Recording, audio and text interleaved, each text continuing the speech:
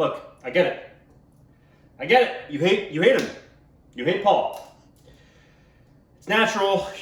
Honestly, if we're being real, you're just jealous. And you shouldn't be hating Paul. What you should be doing instead is, don't hate Paul, be Paul. Who's Paul? Paul is that super successful, super in shape, super just good at everything executive who somehow has the time to stay super fit and healthy. It doesn't make any sense. This is Paul. It doesn't make any sense. How does he look so good when he gets so much done? And everybody kind of hates him a little bit. But you don't have to hate him, you can be him. And we're gonna show you another week with the Paul method.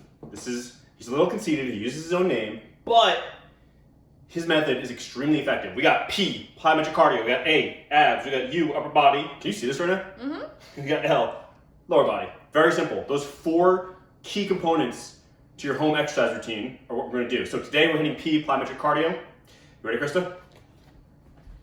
All right. Oh man, I forgot to clap. Okay, so for plyometric cardio, we're going to be doing lateral hops today. So again, plyometric cardio, our one main thing that we want to get out of plyometric cardio is get your heart rate up, burn fat, get the juices flowing.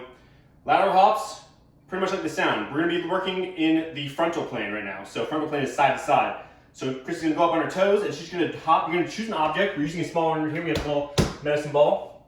How high do you think that is? 2 inches? Maybe 3 at the most, yeah, 2 or 3. All right, we'll call it 2.5. Okay. Okay.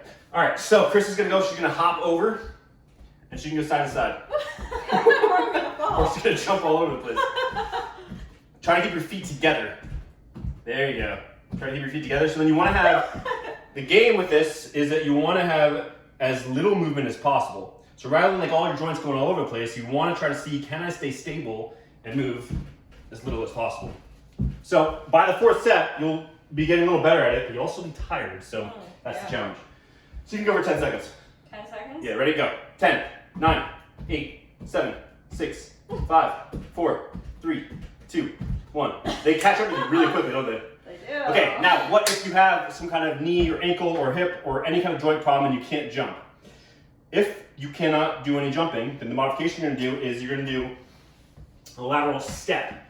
You're going to use a higher object though, because the problem with something like this is this isn't doing anything. You're going to be like, Dani, this is the most boring thing in the world. So you're going to do a little higher object. That way you're going to get, if you have a joint problem, it's actually going to be good for your joints. So you're going to get a little bit more hip flexion, a little bit more abduction, which is going to open up your hips and your knee a little bit. You ready? Mm-hmm. So you're going to jump, step up, coming over.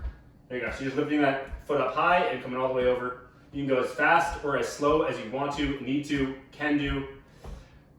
That is your plyometric cardio for the week. I'll see you tomorrow for A, abs.